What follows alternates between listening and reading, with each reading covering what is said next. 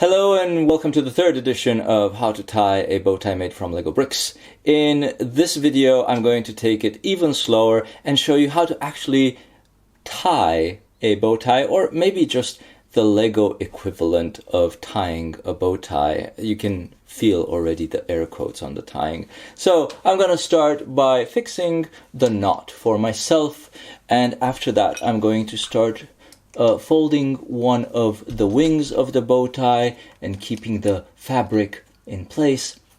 And at the same time, I'm going to prepare to put the other wing through. There we go. And now just tighten a bit before I fasten it all with the knot at the end.